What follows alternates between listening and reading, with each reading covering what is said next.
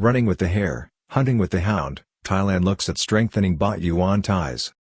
The rising clamor of a world heading into conflict is making its presence felt on media channels with talk of de-dollarisation as the coming conflict is portrayed to be a battle for dominance between the existing US-led world order that has kept the peace since 1945 while trying to foster a better world and another bloc of authoritarian or troubled states who sense American weakness while being challenged by a principled international foreign policy being pursued ardently by the Biden White House that puts democracy and human rights ahead of business as usual while insisting on upholding the international rule of law. Sooner or later Thailand must choose between the two. Thailand's Bank of Thailand announced this week that it will hold talks with the People's Bank of China about a stronger yuan-baht settlement arrangement as speculation grows about de-dollarisation in an agenda being openly and aggressively pushed by China and Russia through their propaganda networks as the world hurtles towards either a geopolitical conflict or at the least, a world economy divided between two blocs. Thailand has long played a game of running with the hare and hunting with the hound between great powers, but the time is drawing near when a choice will have to be confronted as the United States pursues an economic policy in the Indo-Pacific which is actively political in nature with external circumstances, especially concerning Taiwan and China's more assertive posture, pointing to increased potential for conflict and economic disruption. Bank of Thailand Governor Sethaput Suthiwartnaruput announced in recent days that talks are taking place between the central bank and its Chinese counterpart, the People's Bank of China, about stronger ties between the baht and yuan in relation to settlement arrangements between China and Thailand. The Thai banker made it clear that this is part of ongoing arrangements to stabilize the baht as it is impacted by geopolitical tensions. This comes as China is trying to position the yuan as an alternative reserve currency to the US dollar as the world enters a dangerous period of rising geopolitical conflict between two opposing blocs creating a divided world. Thailand is moving towards greater use of the Chinese yuan as the Bank of Thailand prepares for talks with the People's Bank of Thailand, its Chinese counterpart, to discuss the greater use of the yuan-baht settlement arrangements aimed at allowing business concerns to insulate themselves against increased market risk and volatility caused by geopolitical tensions. There is an escalating concern in Thailand about the impact of world instability on Thailand's ability to generate GDP through exports and the volatility of the baht against the US dollar. Baht saw a 16-year low against the US dollar in September 2022 with a pattern of current account deficits now corrected by a rebound in foreign tourism. In September 2022, amid a rapid tightening of US monetary policy to ward off inflation, the baht fell to 38.46 against the US currency, its lowest rate in 16 years while less than 2 years previously it was quoted as low as 29.77 against the dollar. The cause of the baht's low last year was not just U.S. policy tightening but also a disturbing trend towards current account deficits that the country, at the beginning of 2023, appeared to shake off with stronger current account surpluses in February and March driven by a rebound of Thailand's extremely powerful foreign tourism industry. It should also be noted that Thailand's last and most damaging financial crisis in 1997 came as a result of Thai authorities overvaluing the baht by pegging it at a rate of 25 to the greenback before an implosion caused by speculation on the markets which depleted the country's foreign reserves after the country's overvalued currency left it with a spectacular current account deficit. Thailand has learned well from its 1997 disaster and has a very strong and well-capitalized financial system, a blessing in a very uncertain world. At that time the country faced a crisis caused by its balance of payments and within its banking system. Today with foreign reserves of $223 billion, a well-capitalized banking system and over 98% of its public debt held in Thai baht, Thailand has an enviably strong financial profile. The current concern is for its economy and the uncertainty that has been created as its two main economic partners engage in a trade war which is now also becoming a financial war as investment from the US into China is being discouraged while Thailand and other Southeast Asian countries attempt to navigate a safe course in increasingly choppy waters. Bank of Thailand governor gives veiled warning to voters on the danger posed by populist policies. Indeed, only this week, Bank of Thailand Governor Sethaput Suthiwartnaruput warned Thai voters about populist policies stating that, right now, the financial stability of the kingdom was more important than short-term economic growth. Bank of Thailand frames the latest talks with the Chinese central bank in the context of ongoing efforts to provide more stability for the Thai baht. Mr. Sethaput appeared anxious this week to frame the latest round of talks with the Chinese central bank, which are expected to include a meeting in May, as a continuation of a policy following renewed efforts in 2021 to boost the use of yuan-baht currency swap arrangements which China is promoting in Southeast Asia to strengthen its financial links and trade with countries in the region as part of its ongoing trade war with the United States. At the same time, the United States, while rapidly advancing its decoupling agenda from China, which has also seen investors pull out of Taiwan, as business make their call on prospects for the self-governing island state, has also put forward its Indo-Pacific Economic Relations Framework which Thailand has signed up for. U.S. to unveil new economic relations framework for Asia at ASEAN Summit as China warns of new Cold War. This vague framework, essentially a technical policy agreement, appears to be linked to securing U.S. supply chains and sets out to link continued trade with the United States with higher standards in governance, the environment and human rights with the economic policy being pursued in the Indo-Pacific by the Biden administration. Threat of de-dollarisation ignored by a determined and decisive U.S. foreign policy which boils down to a struggle with China and authoritarian forces. The line is being drawn by the United States while critics of the American president and even arch-conservatives in Washington, D.C. warn about the threat of de-dollarization because of the harnessing of American economic power and the U.S. dollar to political goals. This has been justified since the Russian invasion of Ukraine with the dollar's share of world trade falling from 55% to 47% after vicious and swinging economic sanctions on Russia, including the highly controversial seizure of $300 billion in Russian reserves belonging to the Russian Central Bank by the United States. The United States is playing its hand also in response to China's posture on Taiwan, a tactic which U.S. officials openly admit to, confirming that China is the target of a warning. This has led to Russia and China's deeper cooperation.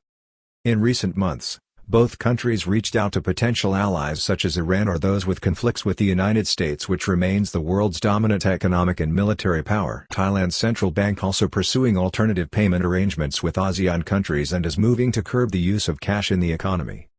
This is why the United States remains Thailand's largest export market, although its trade with China is larger than any other country, while Hong Kong, another key Thai trade partner, is now also more firmly under Beijing's control.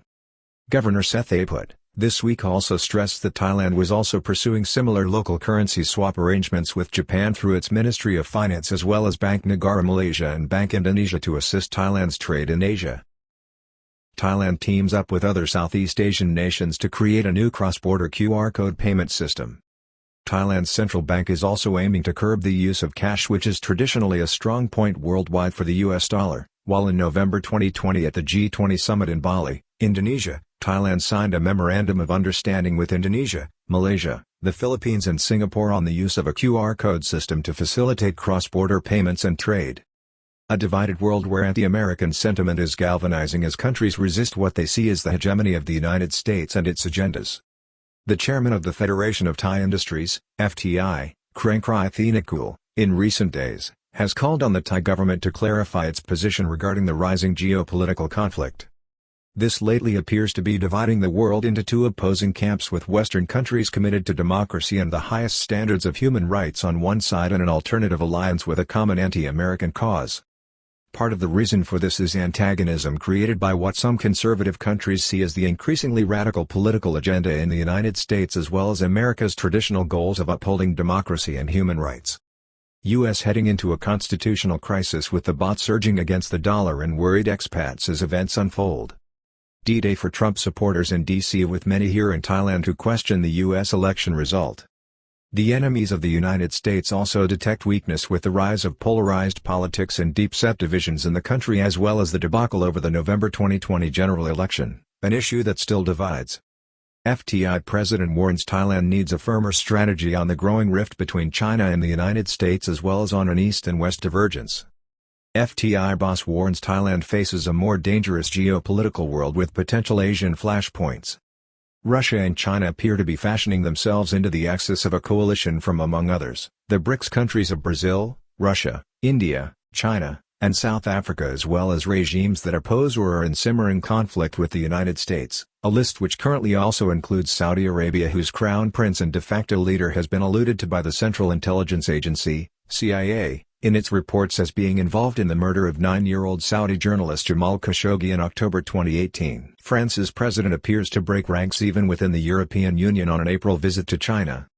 Even France, through President Emmanuel Macron, has displayed its historic antagonism to U.S. world dominance as the European country smarts at the recent AUKUS alliance in the Indo-Pacific to counter China between the United States, the United Kingdom and Australia, and the cancellation of a lucrative French submarine order, when he suggested a more independent role for the European Union in its relationship with China on a visit to the communist country in early April.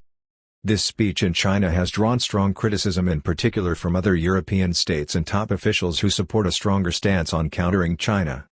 The European Interparliamentary Alliance on China, IPAC, in Brussels slammed the French leader and described his comments as severely out of touch while warning Macron, "You do not speak for Europe." War with China is a rising specter that must be confronted as U.S. general predicts conflict by 2025.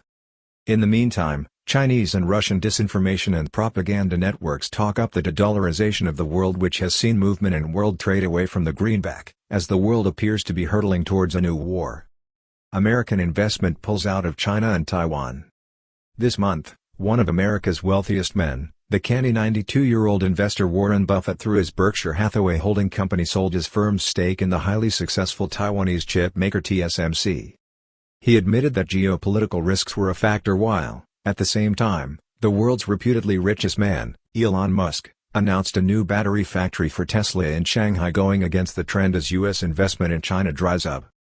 The 92-year-old Buffett, dubbed the Oracle of Omaha, is known for his canny investment strategies, one of which is that he never bets against America.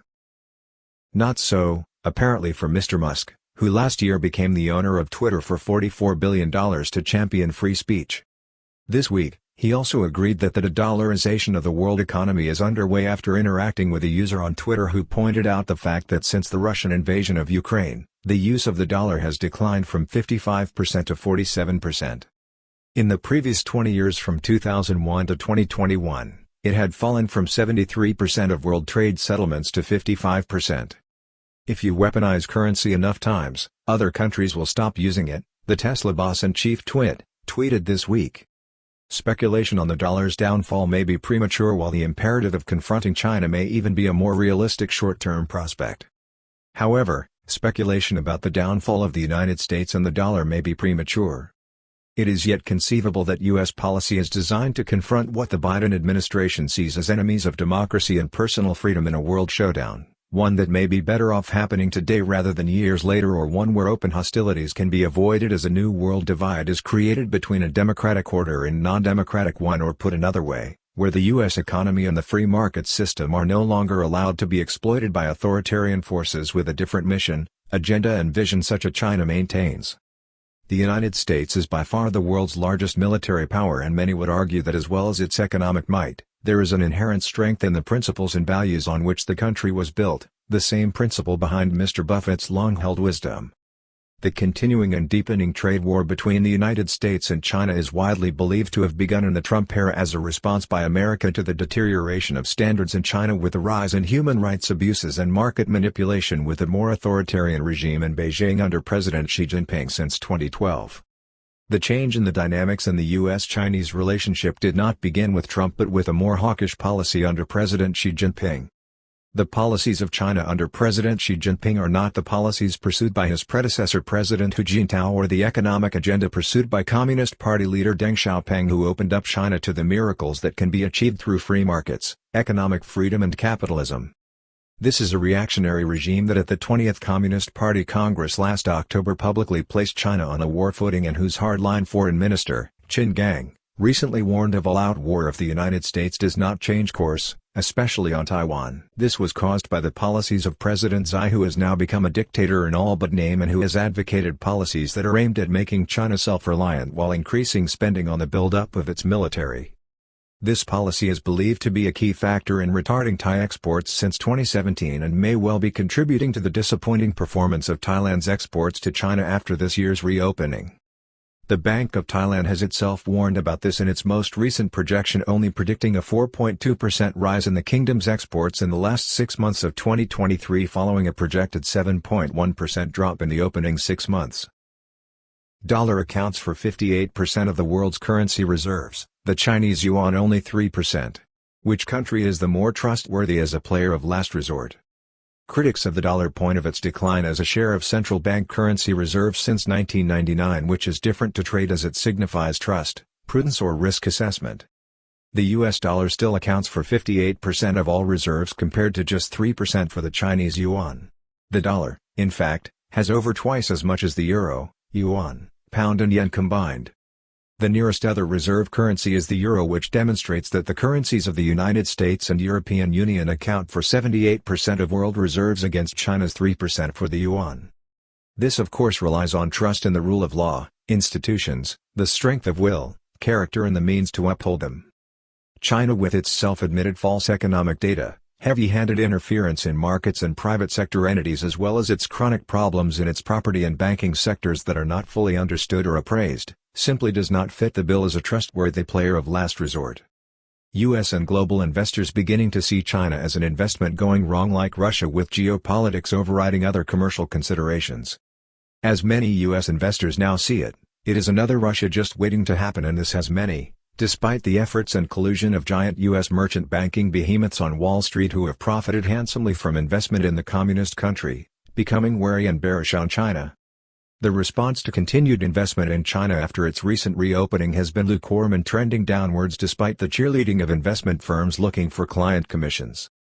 No one wants to bet against the United States except its enemies, and that list recently contains Saudi Arabia under its current suspect leadership.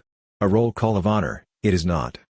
The idea of a one-way bet on China for international investors has now completely reversed itself, leaving many economists and analysts who had grown fat and continued to dine out on what was once considered dogma or accepted wisdom sputtering in disbelief as their vision of a benevolent and self-correcting China disintegrates.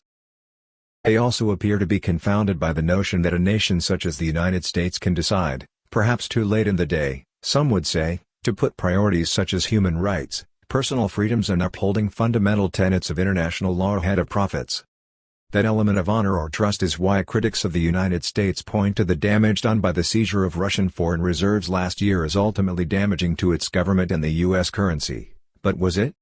A principled international foreign policy that appears to be confusing out of touch cynical analysts who have grown fat on 20 years of convention.